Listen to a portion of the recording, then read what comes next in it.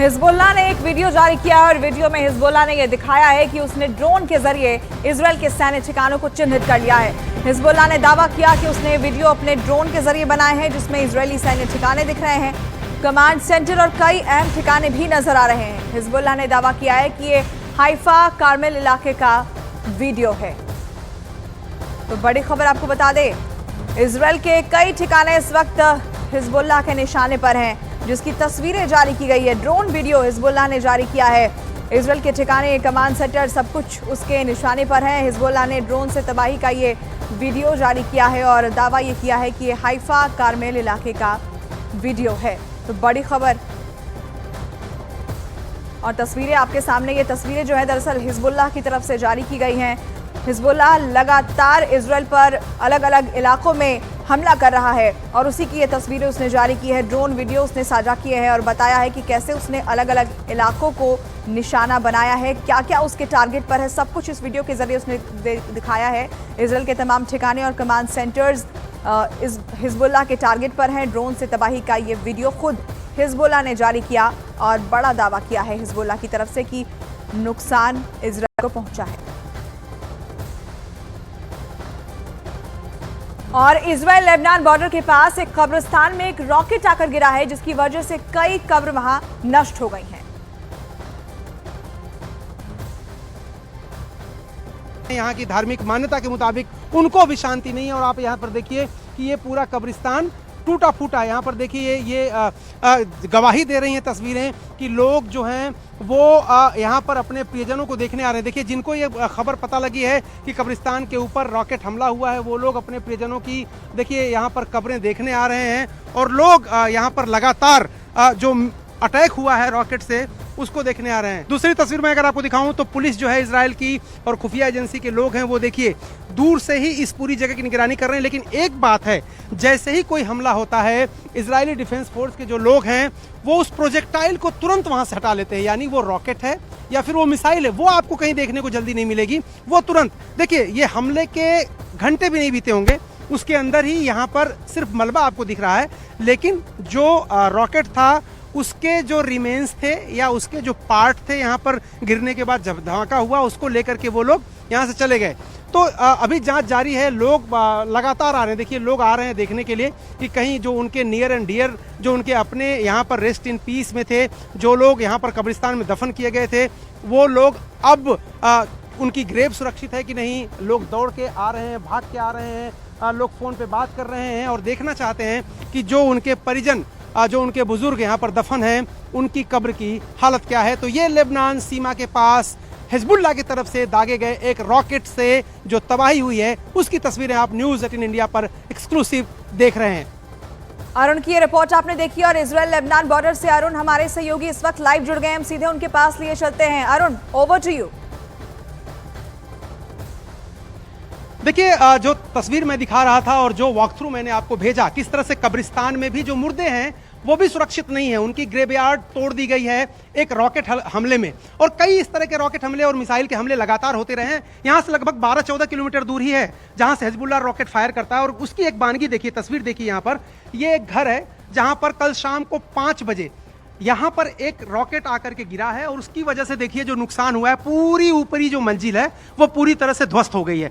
नीचे की जो मंजिल है उसकी छत टूट गई है और यहाँ पर जो लोग रहते थे, चूंकि वो भाग गए, शेल्टर में चले गए थे, इसलिए सिर्फ एक व्यक्ति को चोट लगी है, बाकी किसी के जान की नुकसान नहीं हुई। हाँ, ये घर पूरा तबाह हो गया, ये घर पूरा बर्बाद हो गया है। और इसके निशान अगर देखना हो तो दूसरी तरफ जो बिल्डिंग है उसमें देखिए कितने लंबे लंबे छेद हो गए हैं, उसमें गड्ढे कितने लंबे लंबे हो गए हैं, क्योंकि जब रॉकेट गिरा यहाँ पर तो उससे जो निकलते हैं शेल, उसकी वजह से ये पूरा जो खिड़कियां हैं, जो दरवाजे हैं, और ऊपर मैंने देखा जाकर के जो सौर ऊर्जा लगी हुई है यहाँ पर कि लोग अपने पानी गर्म करते हैं, जो सोलर पावर है वो पूरा ध्वस्त हो गया। दूसरी तरफ अगर मलबे की मैं बात करूं तो देखिए अभी भी मलबा यहाँ पर बिखरा पड़ा है और चारों तरफ मलबा बिखरा पड़ा है। इतना तेज धमाका था कि ये पूरा एक पूरा माला जमींदोज हो गया। और दूसरी तरफ देखिए वो जो घर जब ये टूटा तो धमाके के साथ काफी कुछ दूर तक छिटक के गया इसका मलबा, और उसकी वजह से देखिए एक पेड़ के ऊपर जो छत है वो लटकी हुई है।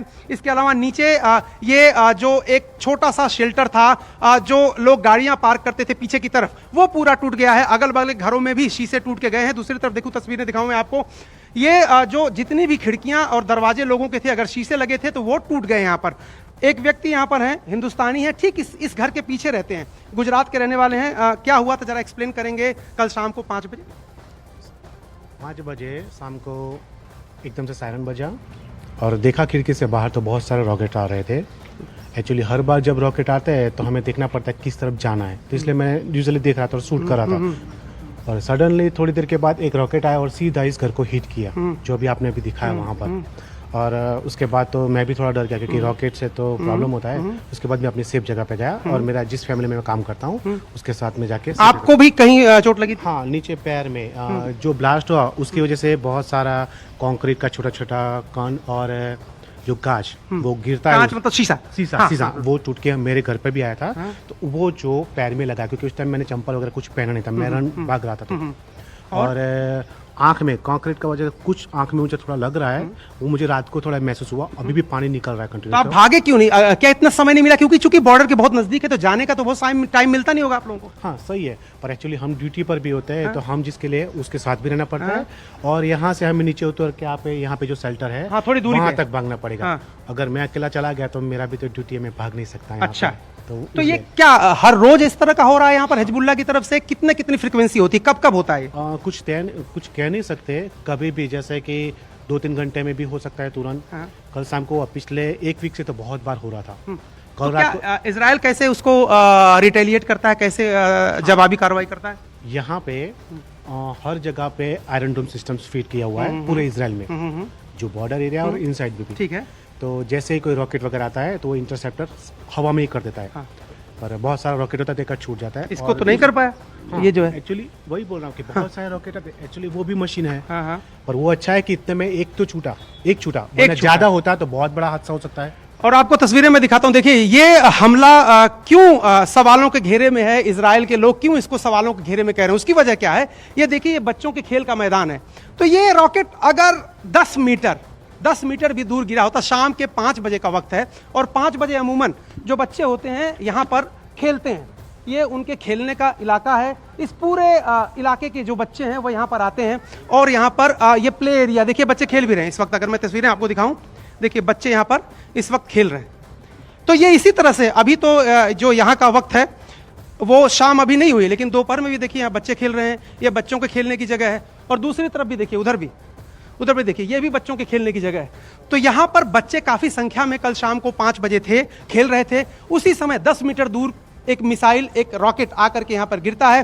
देखिए मिसाइल और रॉकेट में अंतर करना भी यहाँ के लोगों के लिए बड़ी मुश्किल है। कोई कहता मिसाइल गिरा, कोई कहता रॉकेट गिरा। बेसिकली दोनों एक ही जैसे होते हैं। मिसाइल और रॉकेट में अंतर क्या है, दर्शकों को यह भी बता दूं। मिसाइल को आप गाइड कर सकते हैं, उसको जहां चाहते हैं वहां गिरा सकते हैं। रॉकेट को एक बार फायर कर दिया आपने, फिर वो आपके कंट्रोल में नहीं होता। रॉकेट को कंट्रोल नहीं कर सकते आप एक बार फायर करने के बाद, मिसाइल को आप कंट्रोल कर सकते हैं। दोनों की मारक क्षमता में भी थोड़ा अंतर होता है। मिसाइल थोड़ा और एडवांस वर्जन है, वो ज्यादा डिस्ट्रक्शन कर सकती है और रॉकेट थोड़ा कम करता है। अब यहां पर कुछ लोग कह रहे हैं मिसाइल है, कुछ लोग कह रहे हैं रॉकेट है। हम उस पर न जाते हुए ये आपको बता रहे हैं कि अगर ये यहां पर बच्चों के खेल के मैदान में गिरता तो क्या होता।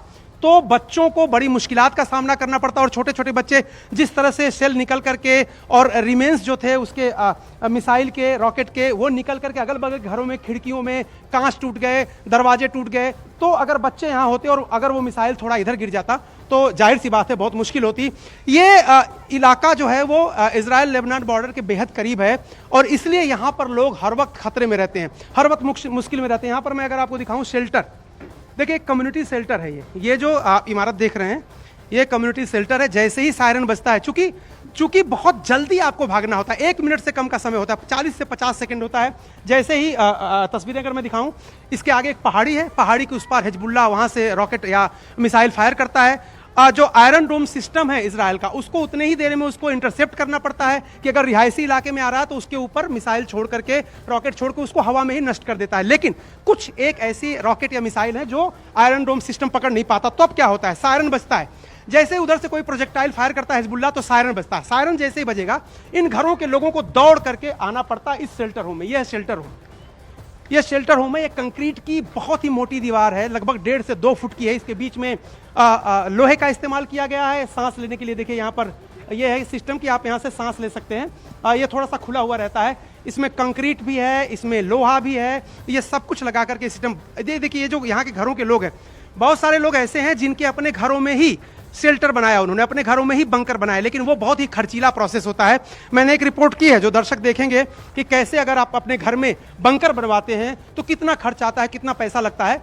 सब लोग तो जाहिर सी बात है कि बंकर नहीं बनवा सकते, इसलिए उनके लिए इस तरह से कम्युनिटी बंकर है। ये दरवाजा, आप इसके अंदर जाएंगे। फिलहाल ये जो बंकर है इसमें कोई नहीं है, यहाँ पर बच्चों के पढ़ने पढ़ाने का काम चल रहा है। यहाँ पर इस बंकर में अगर आप जाएंगे अंदर, ये अंदर जाने का रास्ता है। अगर मैं आपको दिखाऊं तस्वीरों में, आइए दिखाता हूँ मैं कितना मजबूत होता है ये बंकर। देखिए ये है बंकर का दरवाजा, ये देखिए, ये है बंकर की दीवार, ये देखिए इतनी मोटी दीवार है, और ये दरवाजा, ये देखिए इतना मोटा दरवाजा है, तकरीबन 6 से 8 इंच, और ये दीवार इतनी मोटी है। चूँकि अंदर बच्चे हैं और यहाँ के लोगों ने हमसे इस बात की रिक्वेस्ट की है कि बच्चों को टेलीविज़न पर न दिखाएं। हम उनकी भावना का सम्मान करते हुए आपको दिखा रहे हैं कि कैसे यहाँ के हालात हैं और किन हालात में लोग लगातार यहाँ रहने को मजबूर हैं। तो यहाँ पर बच्चों के खेल का जो मैदान था उससे थोड़ी दूर पर देखिए अभी भी सेल, जरा दिखाइए राकेश नेगी जी, वो सामने देखिए वो जो दीवार है उस पर आपको दिख रहा है, जो उसमें आपको गड्ढे दिख रहे हैं, जो आपके छर्रे के निशान दिख रहे हैं, वो बताते हैं कि कितना धमाका तेज था और अगल बगल उसका क्या असर हुआ होगा। और यही मानिए, यकीन मानिए, अगर वो थोड़ा सा इधर गिर जाता, क्योंकि वो कंट्रोल्ड है नहीं, वो कहीं भी गिर सकता था, अगर यहाँ गिर जाता, इस वक्त देखिए कितने बच्चे खेल रहे हैं, तो उनके साथ क्या होता। ये हालात हैं इस समय इजराइल लेबनान बॉर्डर के।